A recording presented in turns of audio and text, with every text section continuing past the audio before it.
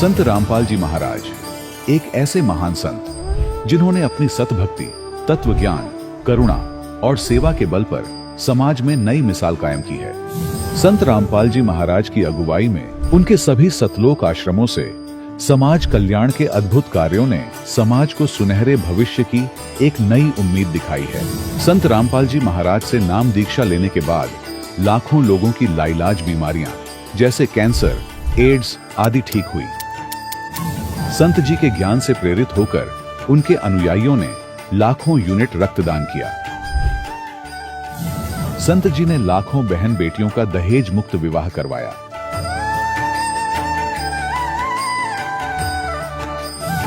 संत जी ने लाखों लोगों का नशा छुड़वाया, करोड़ों उजड़े परिवार बसे।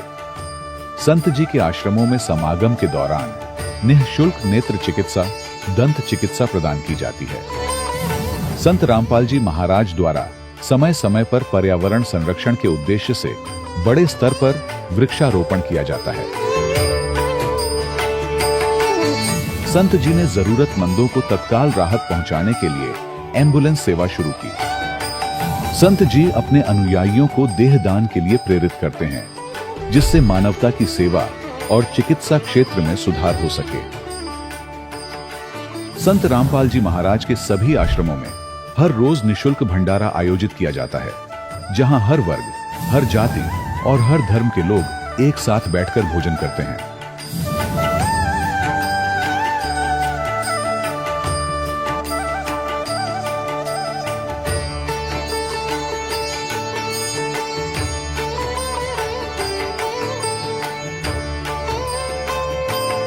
संत रामपाल जी महाराज के आश्रम में हजारों बुजुर्गों को सम्मान और प्यार के साथ जीवन जीने का अवसर मिलता है।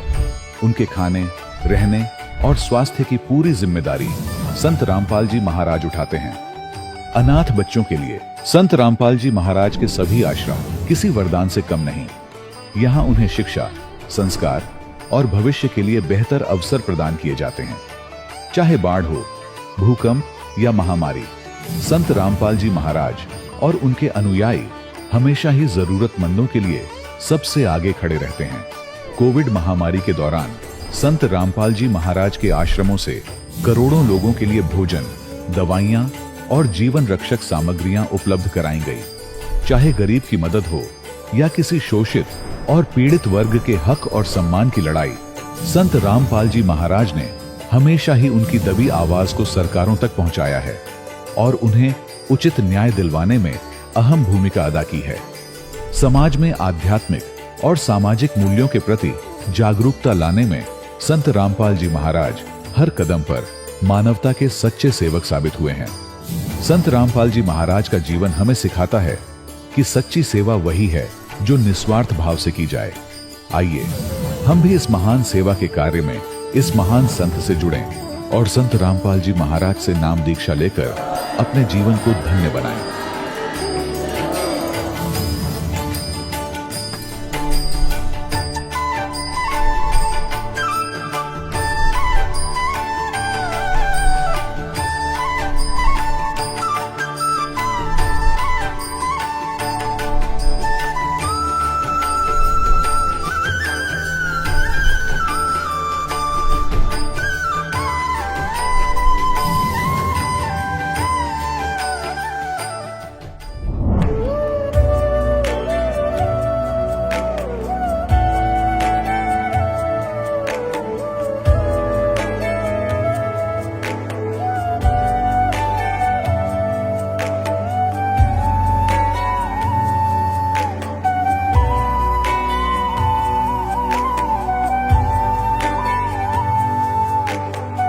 पूर्ण परमात्मा पाप कर्म दंड को भी काट सकता है।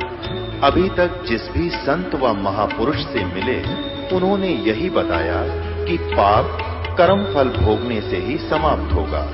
वो प्रभु कौन है जो पाप कर्म को काट देता है, वो काल के बंधन से छुड़वा देता है। उसका क्या नाम है, पूजा की विधि क्या है? कृपया अवश्य सुनिए जगत गुरु तत्वदर्शी संत रामपाल जी महाराज के अमृत वचन। सत साहिब दर्शकों, असली शांति और संतोष की खोज में मनुष्य अनेकों प्रकार की परंपरागत साधनाओं को अपनाता है, लेकिन जब वह इसमें असफल रहता है तो जीवन से निराश हो जाता है। दर्शकों, आज हम आपको ऐसी ही एक कहानी सुनाने जा रहे हैं जो उत्तराखंड के रहने वाले हरिश्चंद्र जोशी जी की थी। हरिश्चंद्र जी बचपन से ही हिंदू धर्म में प्रचलित सभी प्रकार की भक्ति साधनाओं को करते थे, लेकिन फिर भी उन्हें अपने जीवन में दुख और तकलीफ के अलावा कुछ भी हासिल नहीं हुआ। जब हरिश्चंद्र जी को इतनी भक्ति साधना करने पर कोई लाभ मिलता ना दिखाई दिया, तो इन्होंने अपने जीवन के दुखों से मुक्ति पाने के लिए हंसादेश, सतपाल जी महाराज, ब्रह्मा कुमारी, निरंकारी पंथ और मधु परमहंस जैसे पंथों का सहारा लिया। लेकिन अफसोस, वहां से भी इन्हें निराशा ही मिली। लेकिन दर्शकों, आज हरिश्चंद्र जी का कहना है कि जब से मैंने संत रामपाल जी महाराज से नाम दीक्षा ली है, तब से मुझे अद्वितीय लाभ मिले हैं। अब मैंने हिंदू धर्म में प्रचलित शास्त्र विरुद्ध भक्ति साधना त्याग दी है और जो संत रामपाल जी महाराज शास्त्रों से प्रमाणित आदि सनातनी भक्ति बता रहे हैं, उसे अपनाया है। दर्शकों, आखिर हरिश्चंद्र जी हिंदू धर्म में प्रचलित सभी साधनाओं को शास्त्रों के विरुद्ध क्यों बता रहे हैं? आखिर हरिश्चंद्र जी ने अन्य पंथों को छोड़कर संत रामपाल जी महाराज को गुरु क्यों बनाया? आखिर इसके पीछे की सच्चाई क्या है? आइए सुनते हैं हरिश्चंद्र जी की कहानी उन्हीं की जुबानी। नमस्कार सर। नमस्कार जी। सर, क्या नाम है आपका? मेरा नाम हरिश्चंद्र जोशी है। हरिश्चंद्र जी, आप कहाँ से हैं? मैं नरियाल गांव 20 जुला उत्तराखंड डिस्ट्रिक्ट चंपावत से हूँ। सर, संत रामपाल जी महाराज से नाम दीक्षा आपने कब ली? सर 8 नवंबर 2019 को। संत रामपाल जी महाराज से नाम दीक्षा लेने से पहले क्या आप कोई भक्ति साधना भी करते थे? इस आध्यात्म मार्ग की खोज में मैं कई पंथों में गया हूँ सर।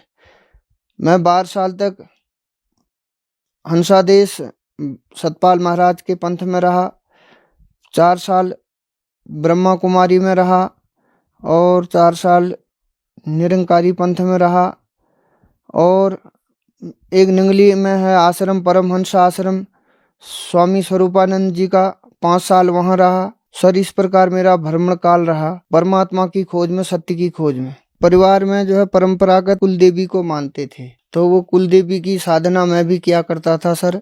मैं उस साधना करते करते घर से दूर जो है पंजाब चला गया था, कई जगह मंदिरों में रहा, और वह माता जो है लोगों की समस्याएं सुना करती थी और समस्याओं को मैं हल किया करता था माता के माध्यम से। और इसके साथ साथ जो है सर जी, मेरे को लोगों की समस्याएं तो दूर होती थी, लेकिन अपनी समस्याएं ज्यों की त्यों रहती थी। मुझे चर्म रोग की शिकायत थी 16 वर्ष की अवस्था में, जो 50 साल तक रही सर जी, लेकिन मेरी समस्या दूर नहीं हुई। कई बार मैंने माता से पूछा तो माता ने कहा कि इसका समाधान हमारे पास कुछ नहीं है, लेकिन लोगों की समस्याएं दूर होती थी, मेरी समस्याएं कोई हल नहीं होती थी। मैं इतना रोगी हो गया था कि सर जी मैं आत्महत्या करने की सोचने लग गया।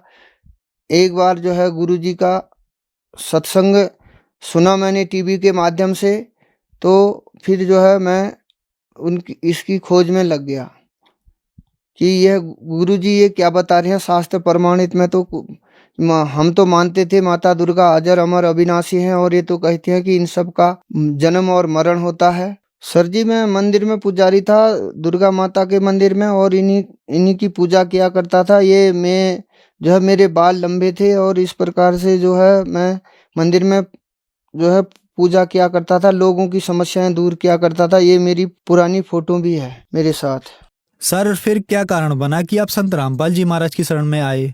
मैं टीवी देख रहा था, एक बार जो है संत रामपाल जी महाराज जो है सत्संग में सुना रहे थे कि इस सार नाम की बहुत चर्चा किया करते थे। मैंने अनेक पंथों में, जैसा कि पूर्व में मैंने बताया कि मैंने अनेक पंथों में मैं गया, तो उनसे सार नाम जो लिया था मैंने हंसादेश वालों से, परमहंस आश्रम से, अन्य जगहों से लिया था। तो मैंने सोचा कि वही पूर्ण मार्ग है, पूर्ण मोक्ष का मार्ग है, लेकिन उसे मुझसे संतुष्टि नहीं हो रही थी। संत रामपाल जी महाराज अपने सत्संग में बता रहे थे कि धर्मदास मेरी लाग दुहाई, सार शब्द की बाहर न जाई, सात सार शब्द जो बाहर पढ़ी, बिजली पीढ़ी हंस न तरी। ये सार नाम, 2 अक्षर का ये सार नाम शब्द क्या है ये मेरी समझ में नहीं आया। मैंने कहा इसका मतलब कुछ यहाँ नया है, इसको खोजा जाए। संत रामपाल जी महाराज बता रहे थे बिना सार नाम के कोई पार नहीं उतर सकता है।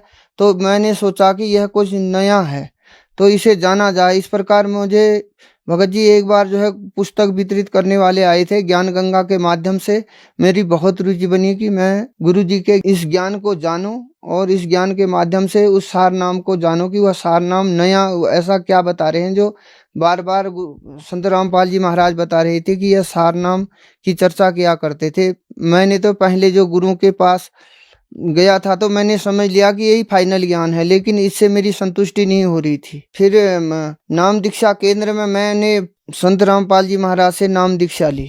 सर, संत रामपाल जी महाराज से नाम दीक्षा लेने के बाद क्या आपको कोई लाभ भी मिले?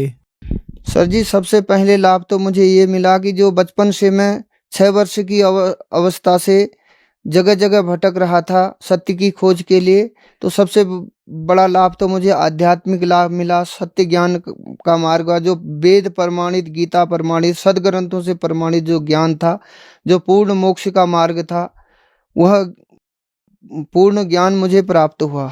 और दूसरा लाभ ये हुआ सर जी कि जो मेरे को शारीरिक चरम रोग था वह 16 वर्ष की अवस्था से शुरू था सर जी। वह 50 साल में जब मैंने 2 वर्ष पूर्व मैंने संत रामपाल जी महाराज से गुरु दीक्षा ली और उसके बाद विधिवत साधना करी, मेरे पूरे शरीर में चरम रोग था सर जी। मैं बहुत व्यथा से पीड़ित था उस रोग से, वो आज बिल्कुल भी नहीं है। उसके साथ साथ मुझे अन्य लाभ भी हुए, जैसे पाइल्स की शिकायत थी, माइग्रेन पेन था, पेट दर्द था और पारिवारिक कलह भी था और बहुत आर्थिक लाभ होते हुए भी कुछ नहीं बचता था। तो आज संत रामपाल जी की दया से मुझे हर प्रकार से लाभ है, शारीरिक लाभ है, परिवार में सुख शांति है और मेरे जीवन में भी सुख शांति है और मैं रोगों से भी मुक्ति है। मैं अपनी जिंदगी से इतना परेशान था कि मैं इस रोग के कारण आत्महत्या करने की सोच ली थी मैंने, लेकिन संत रामपाल जी की दया हुई कि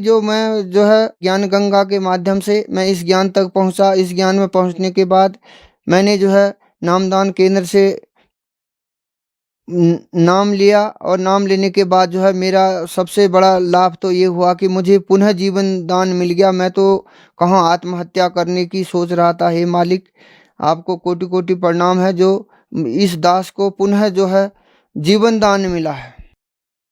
सर, संत रामपाल जी महाराज से नाम दीक्षा लेने के बाद आपको बहुत सारे लाभ मिले। सर, कहा जाता है कि गुरु नहीं बदलना चाहिए, गुरु बदलना पाप है। आपने बहुत सारे गुरु बनाए और फिर आप संत रामपाल जी महाराज की शरण में आए। सर, आपने बहुत सारे गुरुओं को छोड़ा और फिर आपने संत रामपाल जी महाराज को चुना। तो संत रामपाल जी महाराज में ऐसा क्या लगा जो उन गुरुओं के पास नहीं था?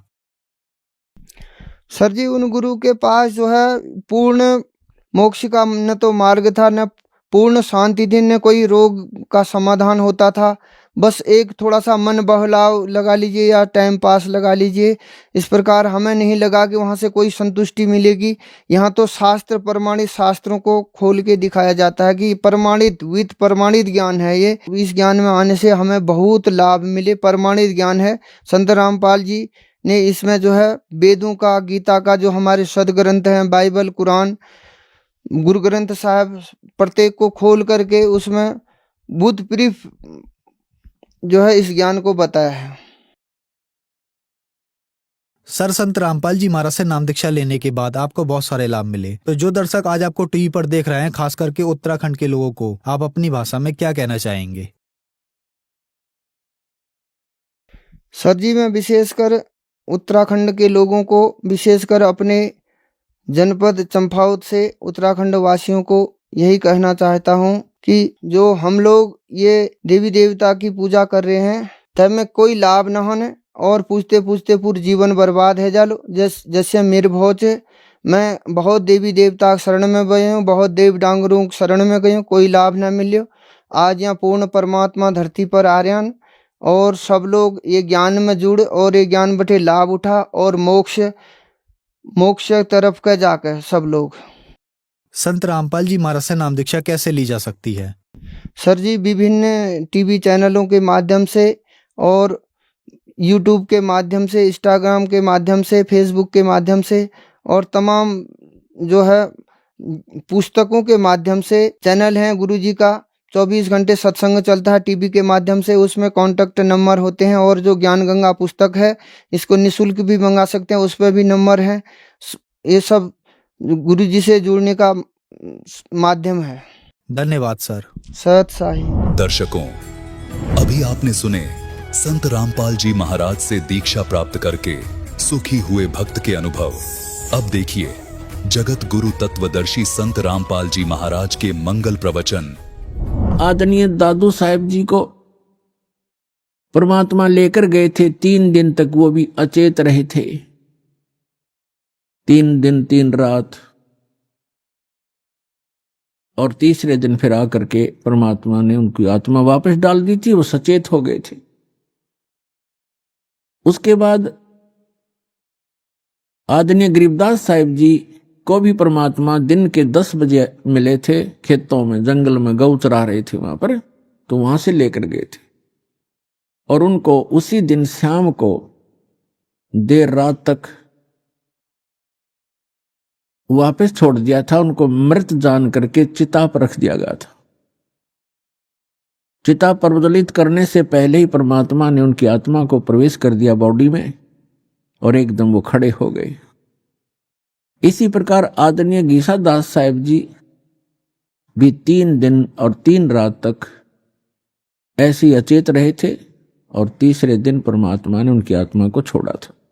इसी प्रकार रामानंद जी कुछ घंटों तक ही परमात्मा के साथ ऊपर रहे थे, 5-6 घंटा, और फिर उनकी आत्मा को जो वापस छोड़ा तो वो परमात्मा के गवाह बने, साक्षी बने। तो पुण्यात्माओं, उनमें से आदरणीय गरीबदास साहिब जी गांव छुडानी, जिला झज्जर वाले,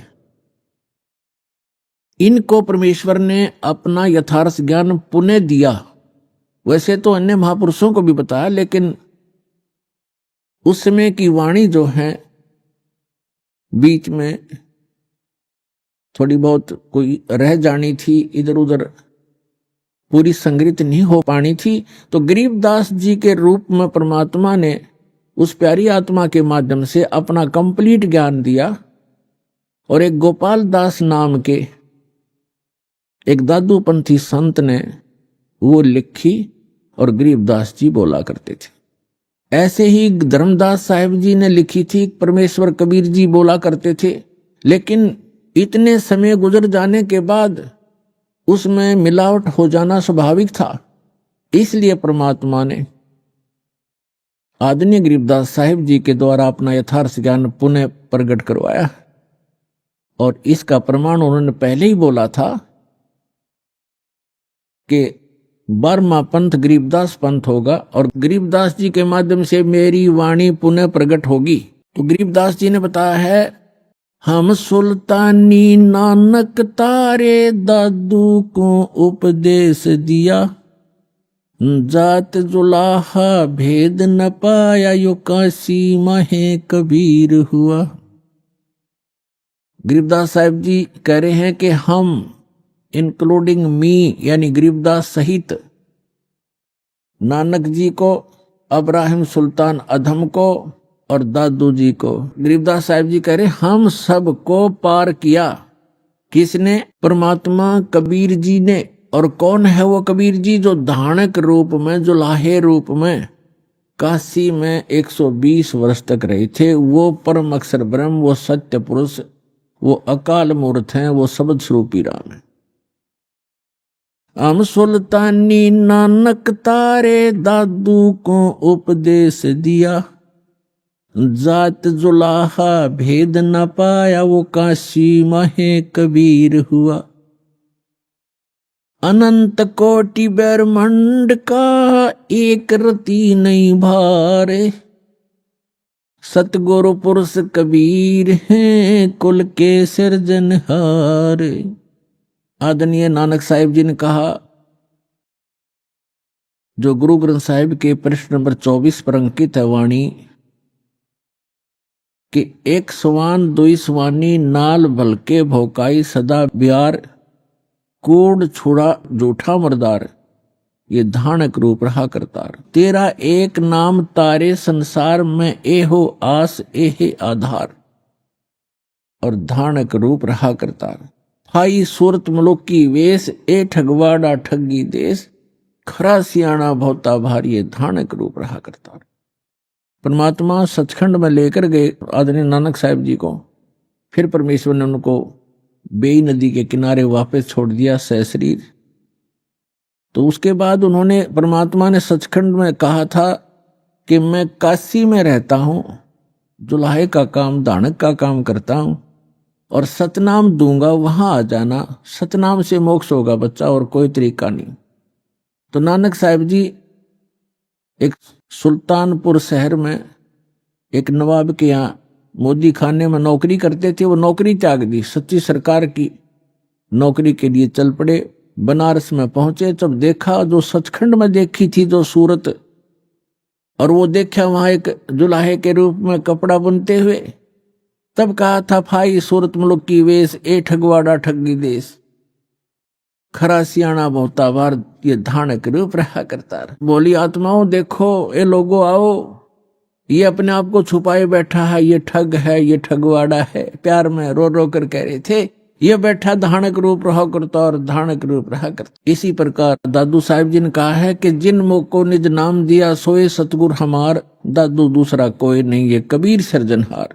और मुल्कदास जी ने कहा था, जपोरे मन साहेब नाम कबीर, जपोरे मन परमेश्वर नाम कबीर। और फिर कहा है कि दास मलोक सलूक कहत है, खोजो खसम कबीर, जपोरे मन परमेश्वर नाम कबीर। काफी लंबा प्रकरण है, लेकिन हम थोड़ा थोड़ा आपको प्रमाण दे रहे हैं। और आदरणीय धर्मदास जी ने कहा है, आज मोहे दर्शन दियो जी कबीर, आज मोहे दर्शन दियो जी कबीर। सतलोक से चल कर आए, सत्यलोक से चल कर आए, काटन काल की जंजीर, आज मोहे दर्शन दियो जी कबीर, आज मोहे दियो जी कबीर। तो ऐसे इन महापुरुषों ने परमात्मा के गुणगान किए। और गरीबदास साहिब जी कहते हैं, अनंत कोट ब्रह्मांड का एक रति नहीं भार, और सतगुरु पुरुष कबीर हैं, ये कुल के सृजनार। गरीबदास साहिब जी ने अपनी अमृतवाणी में परमात्मा की महिमा और हमें जो भगवान ने यहाँ क्रिया करने के संकेत दिए हैं, आदेश दिए हैं, वो वर्णन किया है, सुनाते हैं। क्या बताते हैं? कस्तूरी नाम कबीर है, ये बिन छेड़े मैं कंत, आद अंत की कहते हूँ, पटतर कोई न संत। गरीबदास जी कह रहे हैं कि कस्तूरी नाम कबीर है, बिन छेड़े महकंत, और आद अंत की कहते हूँ, पटतर कोई न संत। कि जैसे कस्तूरी को चाहे कोई छुओ या ना छुओ, उसमें से प्रॉपर महक आती ही रहती है अपने आप ही। यानी परमात्मा कबीर जी की शक्ति अपने आप झलकती रहती है। जो संत उससे जुड़ जाता है, जो भक्त उससे जुड़ जाता है परमात्मा से, तो वो पल पल साथ रहता है और आभास कराते हैं परमात्मा कि मैं साथ हूं भाई बच्चे। और वो भक्त फिर पल पल में परमात्मा से मिलने वाले लाभ को महसूस करता है। तो यहां कहते हैं कस्तूरी नाम कबीर है, परमात्मा से प्राप्त जो मंत्र है, परमात्मा की शक्ति उस मंत्र जाप करने वाले के अंदर अपने आप कार्य करती रहती है। और बिन छेड़े महकंत, आद अंत की कहते हूं पटतर कोई न संत। गरीबदास जी कहते हैं शुरू से और अंत तक बताता हूं कि इस परमेश्वर कबीर जी के बराबर कोई संत भी नहीं है, भगवान भी नहीं है, समर्थ है। चिदानंद चंदन कला अवगत लहर उठंत और झिन्न आकार अजोख पद तिरकुटी में दिखंत। तिरकुटी भिरकुटी मेट दे घट के घाट अनंत और घटमट से न्यारा रहे जाका आदि न अंत। अब क्या बताते हैं कि जो तुम इस बॉडी में परमात्मा को देखने की चेष्टा करते हो, इसके अंदर परमात्मा का केवल प्रतिबिंब ही देख सकोगे। वो परमात्मा जहां रहता है वो स्थान भिन्न है, वहां जाने की विधि भी उस सूक्ष्म वेद में ही वर्णित है, अन्य किसी ग्रंथ में नहीं है। नैनो मद निरखत रहे अवगत नाम कबीरे, बेड़ा पार लगाए हूं सुरत सरोवर तीरे। दो नैनों बिच कमल है उजल हिरंबर धामे, शेष सैंस पुन रटत हैं जिन्होंने पाया वो राम। सैंस 88 ना गए 2400 पर चोखे, 3300 पर तलब है कोई बकरा कोई भूखे। अब क्या बताते हैं परमात्मा? गरीबदास जी कह रहे हैं परमात्मा की महिमा के जिस स्थान पर हमने पहुंचना है, जहां जाने के बाद साधक को कोई जरा और मरण कष्ट नहीं रहता, वहां किसी चीज का अभाव नहीं है, वो सुख सागर है। वहां जाने की जो साधना है वो या तो परमात्मा स्वयं आकर बताते हैं या उन महापुरुषों को प्राप्त थी जिनके विषय में दास ने अभी आपके सामने उनके शुभ नाम बताए। लेकिन उन महापुरुषों को हमने महत्व नहीं दिया। उस समय जिस समय वो प्रगट थे, उनके जाने के बाद भले ही हम ढेर सारे अनुयायी भी बन गए, लेकिन जो रहस्य उन छुपा गए, वो अपने अमृतवाणियों में एफिडेविट बना गए, लिख गए, उनको वो खुद ही समझ सकते हैं, उसमें कोड वर्ड होते हैं। उसके बाद उनके जाने के बाद बहुत ज्यादा अनुयायी भी बन गए, लेकिन उनके उन संकेतों को नहीं समझ सके। उन महापुरुषों ने क्या कहना चाहा था, समाज ने स्वीकार किया नहीं। देख सकते हैं आप आदरणीय नानक साहिब जी के उसमें कितने अनुयायी थे जब वो वर्तमान में थे, बहुत ही नाम मात्र थे।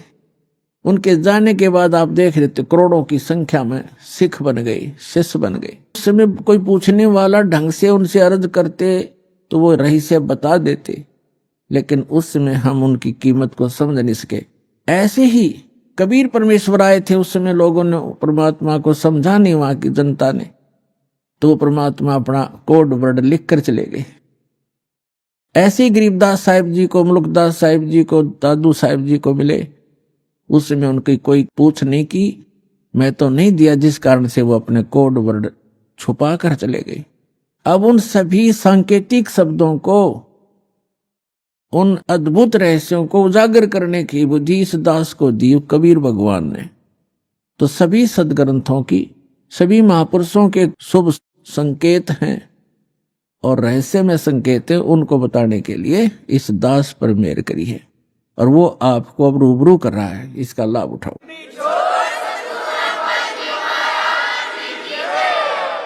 अब क्या बताते हैं कि जो ज्ञान परमात्मा स्वयं आकर बताता है वो है मूल ज्ञान, तत्व ज्ञान, और उसको ना समझकर ये 88,000 ऋषि कहते सैंस 88 ही ना गए और 2400 पर चौखे। 88,000 ऋषि माने जाते हैं सनातन धर्म के अनुसार, और 24 अवतार माने जाते हैं। 25वां अभी आना शेष है। तो ये बता रहे हैं कि आप बात करते हो अपनी इन साधनाओं को से पार होने की, वो 88,000 ऋषि नहीं पहुंचे, और ये 24 अवतार भी उस स्थान को प्राप्त नहीं कर सके, और 33 करोड़ देवता माने जाते हैं। कहते 3300 पर तलब है कोई बकरा कोई बोक है। सुर नर मुनि जन 33 करोड़ी, बंदे सभी नरंजन डोरी।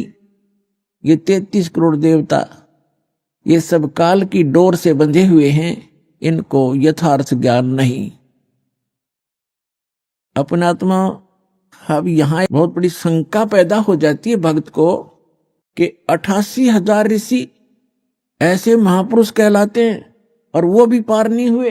तो पुण्यात्माओं, ये कहने से नहीं, प्रमाणों से सिद्ध होगा कि न तो ब्रह्मा विष्णु महेश को ज्ञान था, ऋषियों को तो होगा कहां, क्योंकि ब्रह्मा जी से ही ज्ञान प्राप्त है इनको।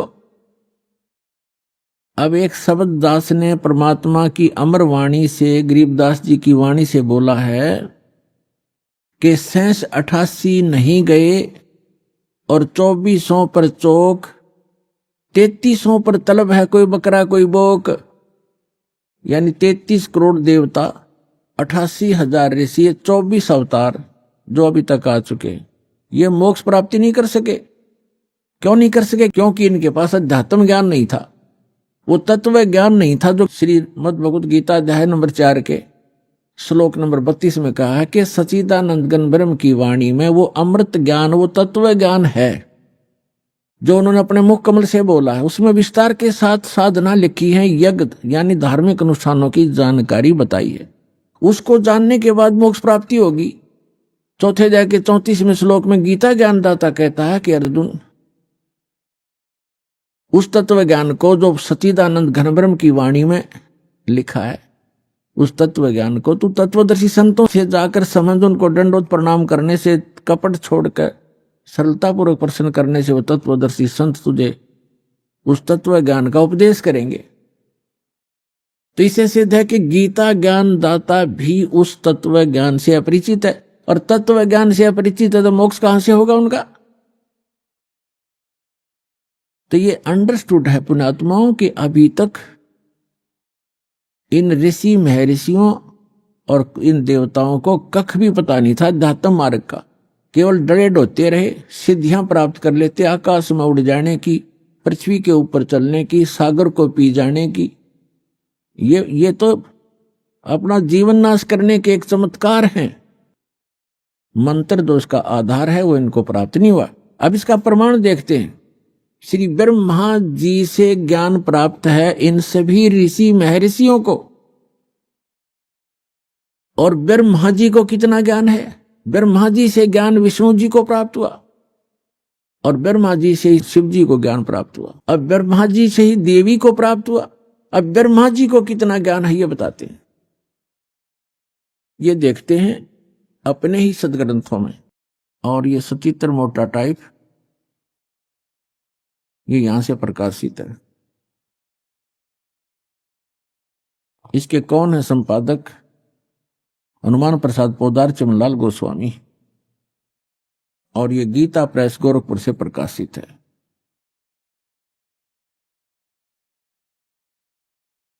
इसके आपको दिखाते हैं 28-29 पृष्ठ पे। ये है पहला स्कंद,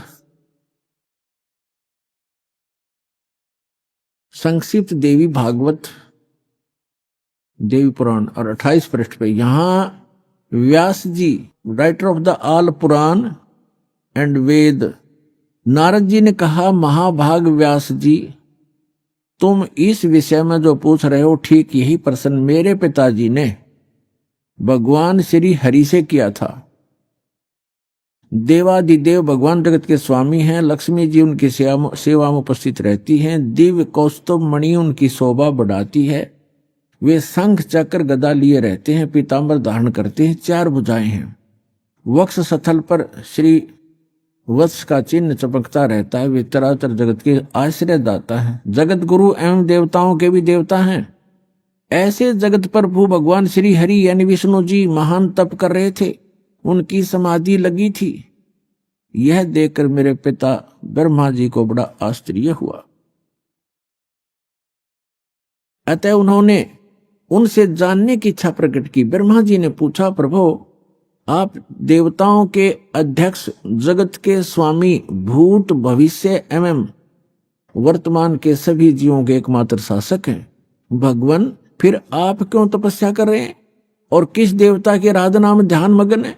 मुझे असीम आश्चर्य तो ये हो रहा कि आप देवेश्वर एवं सारे संसार के शासक होते हुए भी समाधि लगाए बैठे हैं। ब्रह्मा जी के विनीत वचन सुनकर भगवान श्री हरि उनसे कहने लगे, ब्रह्मन सावधान होकर सुनो, मैं अपने मन का विचार व्यक्त करता हूं। देवता, दानव और मानव सब यही जानते हैं कि तुम सृष्टि करते हो, मैं पालन करता हूं, संकर संहार क्या करते, किंतु फिर भी वेद के पारगामी पुरुष अपनी युक्ति से यह सिद्ध करते हैं कि रचने, पालने और संहार करने की यह योग्यता जो हमें मिली है इसकी अधिष्ठात्री शक्ति देवी है।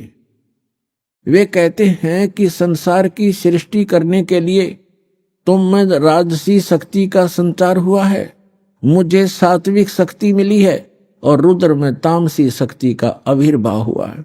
उस शक्ति के अभाव से तुम इस संसार की सृष्टि नहीं कर सकते, मैं पालन करने में सफल नहीं हो सकता और रुद्र से भी संहार कार्य होना भी संभव नहीं। ब्रह्मा जी, हम सभी उस शक्ति के सहारे ही अपने कार्य में सदा सफल होते आए। सुवर्त प्रत्यक्ष और परोक्ष दोनों उदाहरण में तुम्हारे सामने रखता हूं, सुनो। यह निश्चित है कि उस शक्ति के अधीन होकर ही मैं शेष नाग की सैया पर सोता हूं और सृष्टि करने का अवसर आते ही जाग जाता हूं। मैं सदा तप करने में लगा रहता हूं, उस शक्ति के शासन से कभी मुक्त नहीं रह सकता। कभी अवसर मिला तो लक्ष्मी के साथ सुखपूर्वक समय बिताने का सौभाग्य प्राप्त होता है। मैं कभी तो दानों के साथ युद्ध करता हूं, अखिल जगत को भय पहुंचाने वाले दैत्यों के विकराल शरीरों को शांत करना मेरा परम कर्तव्य हो जाता है। फिर यहां बताया है, मुझे सब प्रकार से शक्ति के यानी दुर्गा के अधीन होकर रहना पड़ता है। उन्हीं भगवती शक्ति का यानी दुर्गा जी का मैं निरंतर ध्यान किया करता हूं, मैं उसी की भक्ति करता हूं, साधना करता हूं। ब्रह्मा जी, मेरी जानकारी में, मेरे स्पिरिचुअल नॉलेज में इन भगवती शक्ति से यानी दुर्गा जी से बढ़कर दूसरा कोई देवता नहीं, भगवान नहीं। अपने आत्मा श्री ब्रह्मा जी, श्री विष्णु जी, नारद और व्यास जी के ज्ञान के सतर का अपना पता लग गया कि ब्रह्मा जी तो श्री विष्णु जी को सर्वेश्वर, सब जगत का रचनहार, सब का पालनहार बता रहा है, और विष्णु जी कह रहे हैं मैं तो दुर्गा से ऊपर कोई भगवान नहीं मानता, दुर्गा ही सब कुछ है और मैं उससे ऊपर किसी भगवान से, किसी देव से परिचित नहीं हूं, उससे ऊपर कोई शक्ति ही नहीं है। आ गया सत्र श्री विष्णु जी के ज्ञान का, और इन्हीं से ज्ञान प्राप्त है श्री शंकर जी को। अपने आत्मा श्री देवी जी कैसा ज्ञान रखती हैं, उनके पास ले चलते हैं आपको। ये देखिएगा 562 पृष्ठ पर 7वां स्कंद, इसी पवित्र पुराण का 7वां स्कंद, संक्षिप्त देवी भागवत 562 पृष्ठ पे देवी का द्वारा हिमालय को ज्ञानोपदेश। देवी जी हिमालय राजा को ज्ञान बता रही है और ब्रह्म के विषय में जानकारी दे रही है, ब्रह्म स्वरूप का वर्णन। श्री देवी जी कहने लगी, पर्वतराज, पहले तो अपने विषय में बताया, फिर कहा है उस ब्रह्म का क्या स्वरूप है यह बतलाया जाता है, जो प्रकाश स्वरूप सबके अत्यंत समीप में स्थित हृदय रूप गुहा में स्थित होने के कारण गुहाचर नाम से प्रसिद्ध और महान पद अर्थात परम प्राप्य है। वह समस्त प्रजा के ज्ञान से परे है, अर्थात किसी की बुद्धि में आने वाला नहीं है, यह तुम जानो। जो परम प्रकाश रूप है, जो सूक्ष्म से भी अत्यंत सूक्ष्म है, जिसमें संपूर्ण लोक और उन लोकों में निवास करने वाले प्राणी स्थित हैं, वही ये अक्षर ब्रह्म है, वही सबके प्राण है, वही सबकी वाणी है और वही सबके मन है। वह यह परम सत्य और अमृत अविनाशी तत्व है। सौम्य उस वेदने योग्य लक्ष्य का तुम वेदन करो, मन लगाकर उसमें तन्मय हो जाओ। सौम्य उपनिषद में कथित महान अस्त्र रूप धनुष लेकर उस पर उपासना द्वारा तीक्ष्ण किया हुआ बाण संधान करो। और फिर भावनागत चित्त के द्वारा उस बाण को खींचकर उस अक्षर रूप ब्रह्म को ही लक्ष्य बनाकर भेदन करो। प्रणव यानी ओम तो धनुष है, जीवात्मा बाण है और ब्रह्म को उसका लक्ष्य कहा जाता है। अब श्री देवी कह रही है कि एक ओम नाम का जाप करो, ब्रह्म पाने का उद्देश्य रखो, दैट्स ऑल। जीवात्मा तो साधना करे और ओम का जाप करे, ब्रह्म प्राप्ति का उद्देश्य रखे। आगे देखो स्पष्ट किया है, लक्ष्य कहा जाता है। उस एकमात्र परमात्मा को ही जाने यानी ब्रह्म की ही भक्ति करें, देवी जी कह रही है, दूसरी सब बातों को छोड़ दे। दुर्गा जी, देवी जी अपनी साधना को भी करने से मना कर रही है, केवल ब्रह्म की पूजा करो। और विष्णु जी कह रहे हैं कि मैं देवी जी दुर्गा से ऊपर कोई शक्ति नहीं मानता, कोई भगवान नहीं है, मुझे ज्ञान ही नहीं है। तो ये पार खाक होंगे जिनको हम एक समर्थ शक्ति और भगवान मान के पूजा करते थे, वो खुद कहते हैं दुर्गा से ऊपर कोई भगवान नहीं जानता, इससे ऊपर कोई शक्ति नहीं। और दुर्गा कह रही है कि ब्रह्म की पूजा करो और सब बातें छोड़ दो, मेरी पूजा भी छोड़ दो। तो क्या ज्ञान था विष्णु जी को और क्या ज्ञान था ब्रह्मा जी को? और शंकर जी भी उन्हीं से ज्ञान प्राप्त है। तो इनसे पता चलेगा, जो दास शब्द बोल रहा है और इस परमात्मा ने अपनी वाणी में लिखा है कि 88 नहीं गए और 2400 पर चौक और 3300 पर तलब है, कोई बकरा कोई बोक है। सुर नर मुनिजन 33 करोड़ी, सुर 33 करोड़ देवता, ये काल के बंधे हुए हैं, इनको ऊपर का ज्ञान नहीं है। यही इसी की सत्य असत साधना जो इनके सत्र की, उसको कर करके अपना जीवन यही व्यतीत कर रहे हैं। अब दुर्गा जी क्या बता रही है, उस एकमात्र परमात्मा को ही जाने, दूसरी सब बातों को छोड़ दे। यही अमृत रूप परमात्मा के पास पहुंचाने वाला पुल है। संसार समुद्र से पार होकर अमृत स्वरूप परमात्मा को प्राप्त कराने का यही सुलभ साधन है। जिस प्रकार रथ यहां आते हैं, इस आत्मा का ओम के जप के साथ ध्यान करो ब्रह्म का, और इससे अज्ञान में अंधकार से सर्वथा परे और संसार समुद्र से उस पार जो ब्रह्म है उसको पा जाओगे। ओम का जाप करो, ब्रह्म पाने का उद्देश्य रखो, उस ब्रह्म को पा जाओगे, तुम्हारा कल्याण हो। और वो कहाँ रहता ब्रह्म? वह यह सबका आत्मा ब्रह्म लोक रूप दिव्य आकाश में स्थित है। अब देवी ने, दुर्गा जी ने ये स्पष्ट कर दिया है कि मेरी भक्ति भी छोड़ दो, केवल एक ब्रह्म की पूजा करो, ओम नाम जाप, उसका नथिंग एल्स। और वो कहां रहता है? ब्रह्मलोक में। बस देवी जी ने जो साधना बताई है वो अपने से भी अन्य भगवान बताया है ब्रह्म, उसका केवल एक ओम मंत्र बताया है। ओम मंत्र के जाप से कहां जाएगा प्राणी? ब्रह्मलोक में चले जाओगे, तुम्हारा कल्याण हो। इतना कल्याण हो सकता है ओम से। अब गीता ज्ञान दाता ये ब्रह्म है। गीता अध्याय नंबर 8 के श्लोक नंबर 13 में गीता ज्ञान दाता कहता है, ओम इति एकाक्षरम ब्रह्म व्यवहारण मामनुसमरण ये प्रियाति तजन देहम सयाति परमाम गतिम। माम ब्रह्म, ये अनुवाद करता हूं ना, थोड़ी गलती कर रखी है इसमें। मुझ ब्रह्म का केवल एक ओम मंत्र है।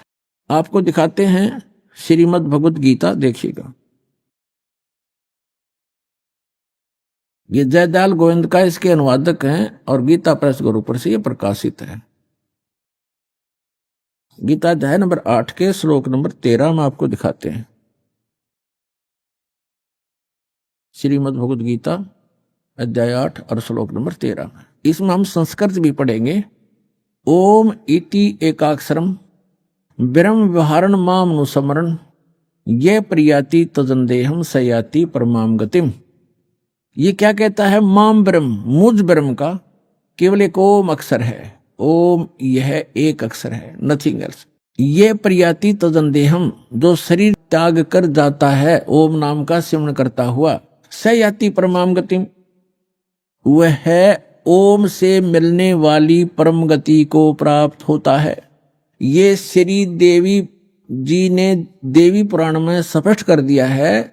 ओम नाम का जाप करने वाला ब्रह्म की साधना करता है ब्रह्म को प्राप्त होता है, वो ब्रह्म लोक में रहता है।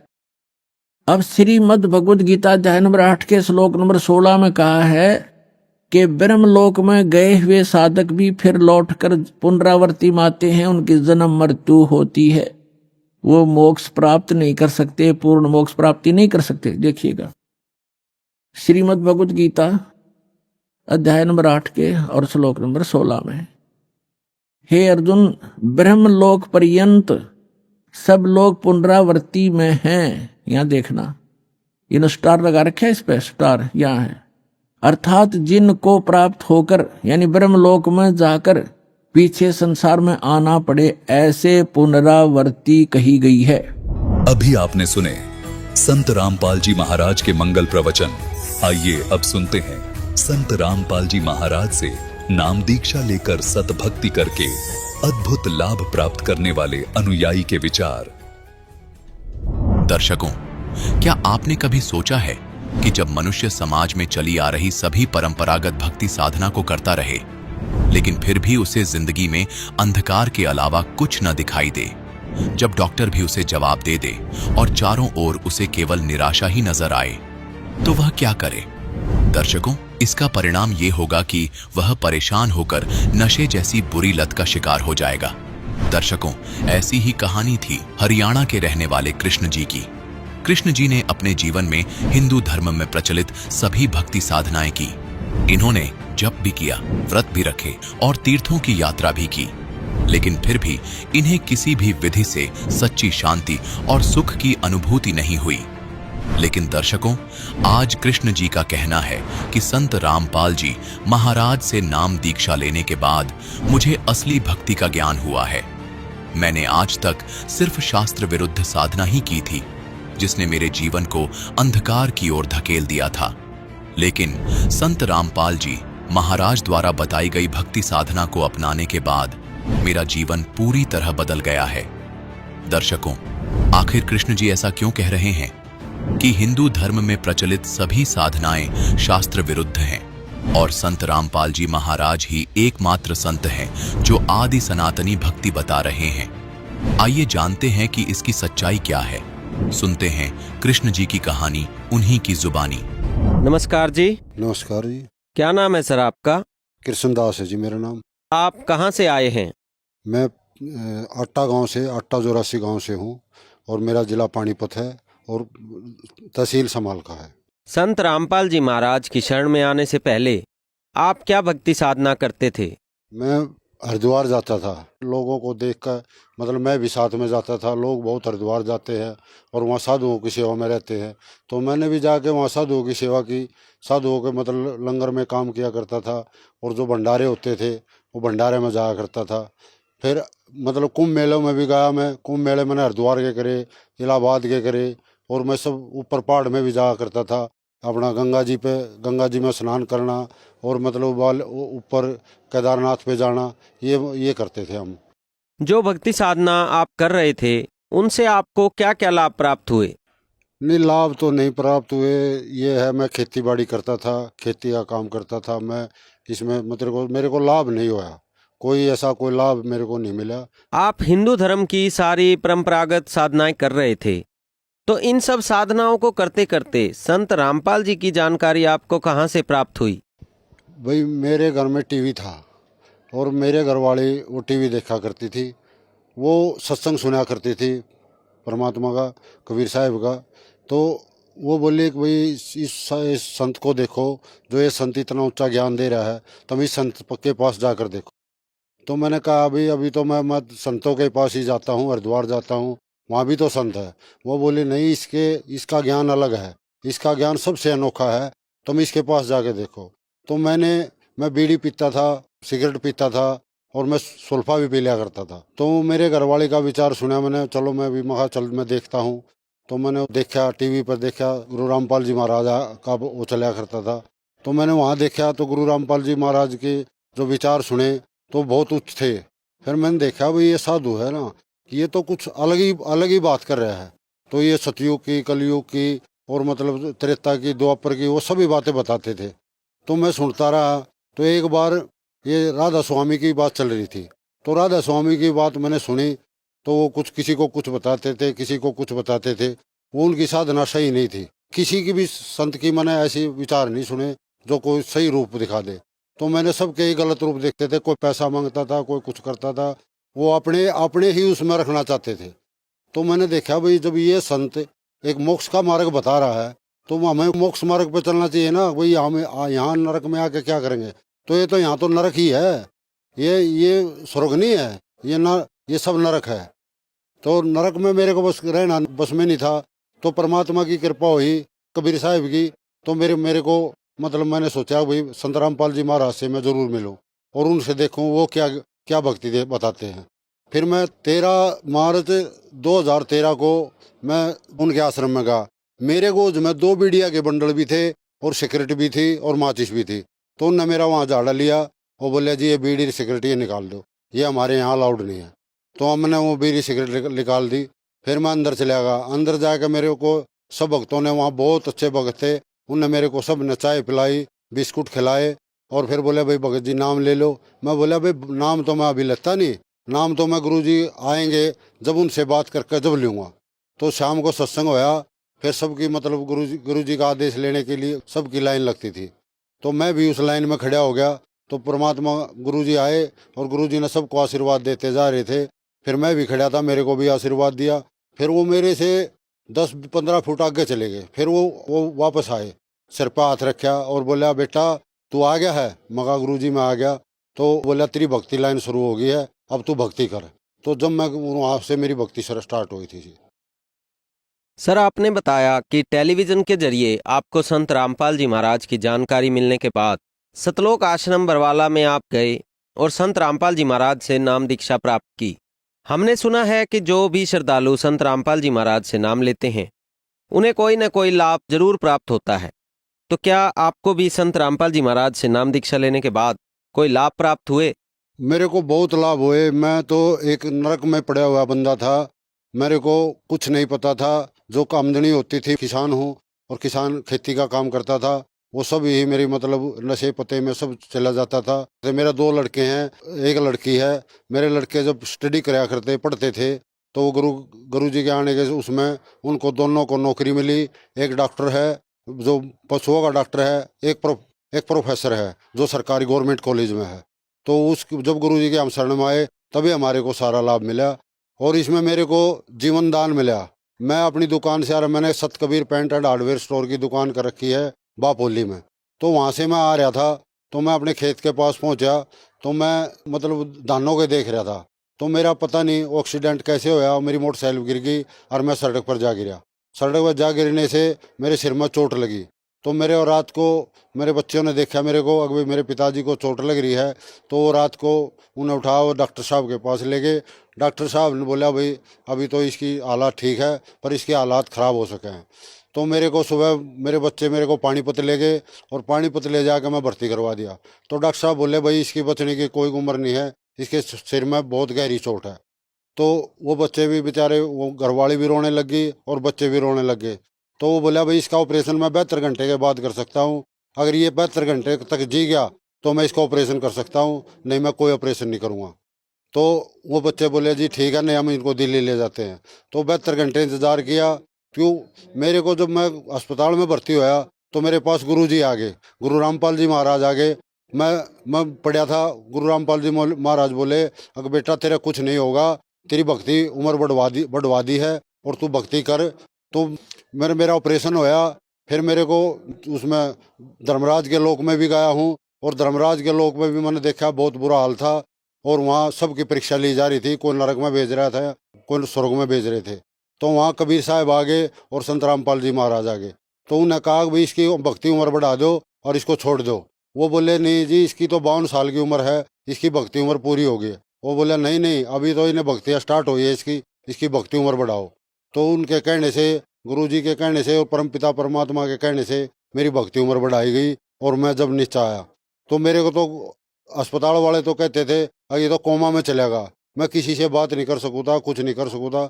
जब मैं 14वें दिन मेरे सांस जागृत हुए तो वो सबका, डॉक्टरों को भी खुशी हुई और सब कहा भाई ऐसा तो हो नहीं सकता। तो ऐसा नहीं हो सकता। वो मेरे से बोले भाई ऐसे कैसे होया? मैं बोला मेरे परमपिता परमात्मा ने और मेरे गुरुजी ने मेरे को दूसरा जन्म दिया है। तो वहाँ से मेरे को दूसरा जन्म मिला जी। आज मैं दूसरे जन्म में हूँ और परमात्मा ने अपनी भक्ति दे रखी और भक्ति ही करता हूँ। संत रामपाल जी महाराज से नाम दीक्षा प्राप्त करने के बाद आपको आर्थिक, भौतिक और शारीरिक रूप से लाभ प्राप्त हुए। यहाँ तक कि संत रामपाल जी महाराज ने आपको जीवन दान प्रदान किया। डॉक्टरों ने आपको ऑपरेशन करने से मना कर दिया था। हॉस्पिटल की सारी फैकल्टी कह रही थी कि आपका बचना मुश्किल है, लेकिन वहाँ भी संत रामपाल जी महाराज ने आपको फिर से जीवन दान दिया। तो जो श्रद्धालु आज आपको सुन रहे हैं, आप उनको क्या संदेश देना चाहेंगे? भाई मैं तो क्या कह सकूँ, मेरे को तो जीवन दान मिला, फिर भी मैं प्रार्थना करता हूँ सब जन को, अगर आपने मोक्ष करवाना है, अगर इस आवागमन से पेंडा छुटवाना है तो संत रामपाल जी महाराज की शरण में आओ और संत रामपाल जी महाराज से नाम लो। धन्यवाद जी। सत साहिब। संत रामपाल जी महाराज एक ऐसे महान संत जिन्होंने अपनी सतभक्ति, तत्व ज्ञान, करुणा और सेवा के बल पर समाज में नई मिसाल कायम की है। संत रामपाल जी महाराज की अगुवाई में उनके सभी सतलोक आश्रमों से समाज कल्याण के अद्भुत कार्यों ने समाज को सुनहरे भविष्य की एक नई उम्मीद दिखाई है। संत रामपाल जी महाराज से नाम दीक्षा लेने के बाद लाखों लोगों की लाइलाज बीमारियां जैसे कैंसर, एड्स आदि ठीक हुई। संत जी के ज्ञान से प्रेरित होकर उनके अनुयायियों ने लाखों यूनिट रक्तदान किया। संत जी ने लाखों बहन बेटियों का दहेज मुक्त विवाह करवाया।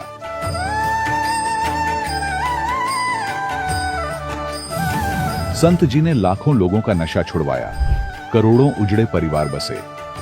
संत जी के आश्रमों में समागम के दौरान निःशुल्क नेत्र चिकित्सा, दंत चिकित्सा प्रदान की जाती है। संत रामपाल जी महाराज द्वारा समय समय पर पर्यावरण संरक्षण के उद्देश्य से बड़े स्तर पर वृक्षारोपण किया जाता है। संत जी ने जरूरतमंदों को तत्काल राहत पहुंचाने के लिए एम्बुलेंस सेवा शुरू की। संत जी अपने अनुयायियों को देहदान के लिए प्रेरित करते हैं, जिससे मानवता की सेवा और चिकित्सा क्षेत्र में सुधार हो सके।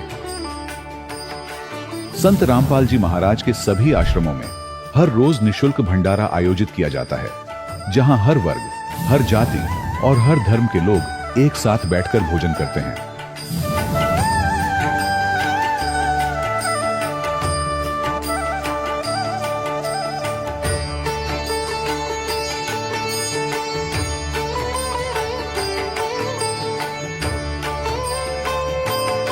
संत रामपाल जी महाराज के आश्रम में हजारों बुजुर्गों को सम्मान और प्यार के साथ जीवन जीने का अवसर मिलता है। उनके खाने, रहने और स्वास्थ्य की पूरी जिम्मेदारी संत रामपाल जी महाराज उठाते हैं। अनाथ बच्चों के लिए संत रामपाल जी महाराज के सभी आश्रम किसी वरदान से कम नहीं। यहाँ उन्हें शिक्षा, संस्कार और भविष्य के लिए बेहतर अवसर प्रदान किए जाते हैं। चाहे बाढ़ हो, भूकंप या महामारी, संत रामपाल जी महाराज और उनके अनुयायी हमेशा ही जरूरतमंदों के लिए सबसे आगे खड़े रहते हैं। कोविड महामारी के दौरान संत रामपाल जी महाराज के आश्रमों से करोड़ों लोगों के लिए भोजन, दवाइयां और जीवन रक्षक सामग्रियां उपलब्ध कराई गई। चाहे गरीब की मदद हो या किसी शोषित और पीड़ित वर्ग के हक और सम्मान की लड़ाई, संत रामपाल जी महाराज ने हमेशा ही उनकी दबी आवाज को सरकारों तक पहुंचाया है और उन्हें उचित न्याय दिलवाने में अहम भूमिका अदा की है। समाज में आध्यात्मिक और सामाजिक मूल्यों के प्रति जागरूकता लाने में संत रामपाल जी महाराज हर कदम पर मानवता के सच्चे सेवक साबित हुए हैं। संत रामपाल जी महाराज का जीवन हमें सिखाता है कि सच्ची सेवा वही है जो निस्वार्थ भाव से की जाए। आइए हम भी इस महान सेवा के कार्य में इस महान संत से जुड़ें और संत रामपाल जी महाराज से नाम दीक्षा लेकर अपने जीवन को धन्य बनाएं।